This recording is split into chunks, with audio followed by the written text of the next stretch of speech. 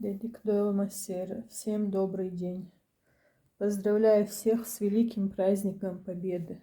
Не знаю, смогу я выпустить этот ролик или нет, но сегодня мне хочется рассказать о своем дедушке. Мой дедушка был ветераном. Дедик Дуэлмассера. Всем добрый день. Поздравляю всех с этим великим праздником. Праздник со слезами на глазах, правда.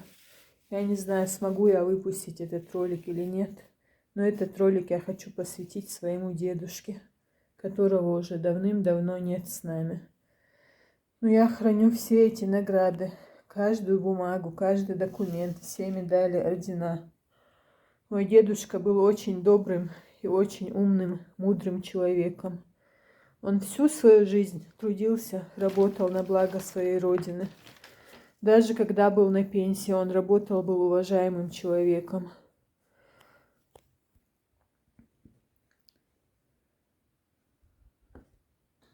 Во время Великой Отечественной войны командующий войсками Первого Украинского фронта маршал СССР Конев еще в 1944 году забрасывает в тыл врага группу разведчиков, в числе которых был мой дедушка.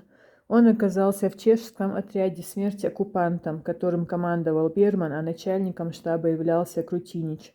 Руководство отряда в 1945 году выдало Алаудину удостоверение личности партизана, где отмечено, что он чеченец Шалинского района села Автуры Северо-Осетинской республики. Год рождения 16.04.1917. Командир партизанского отряда и сам Алаудин, мой дедушка, знали, что народ наш выслан и ЧССР уже не существует. Вот и оказалось, что селение Автуры и Шалинский район находятся в Северной Осетии. О мужестве моего дедушки свидетельствует запись в том же удостоверении личности партизана. Награжден за храбрость боевой медалью солдату за чешский рай. Чешское слово «рай» в переводе на русский язык означает «рай счастья». Отсюда и смысловой перевод за чешскую независимость. У моего дедушки сохранилось много орденов и медалей. Среди них орден Отечественной войны и медаль за победу над Германией с изображением вождя народов и его словами «Наше дело правое, мы победили». Мой дедушка очень высоко ценил Брежнева за то, что тот заботился о ветеранах войны и, кроме того, лишил всех наград тех, кто участвовал в выселении чеченцев и ингушей в 1944 году. После войны дедушка, уже находясь в ссылке со своим народом в Казахстане, учился в университете при городском комитете Кызыл-Орды в 1956-57 учебных годах. Успешно проходил курсы в горжилуправлении, ДОСААФ, диспетчерские курсы, работал учителем, весовщиком, домоуправом, продавцом, диспетчером, счетоводом. Очень любил народную музыку. Мой дедушка, прошедший суровую школу войны, в 1945 году объявил чешским руководителем партизанского отряда «Смерть оккупантам» на всю Чехию, что он нохчи, чеченец. В это время редко кто осмеливался заявить подобное. Это был поступок.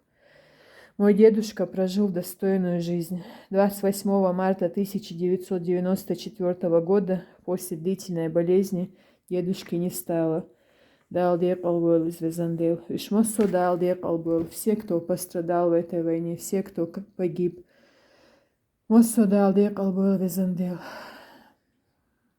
Также мой дедушка был депутатом. Вот нашла удостоверение. Тогда, видимо, депутатами были простые люди из простого народа. Хорошее было время СССР. Хочу вам рассказать об одном чеченском воине. Его звали Абдулхаким Исмаилов. 16 февраля в возрасте 94 лет его не стало в 2010 году. Это бывший воин-разведчик. Он воевал на Украинском фронте, был трижды ранен, награжден орденами Отечественной войны первой степени, славы третьей степени, Красного Знамени, медалями за отвагу, за освобождение Варшавы, за взятие Берлина. В 1996 году ему было присвоено звание Героя России.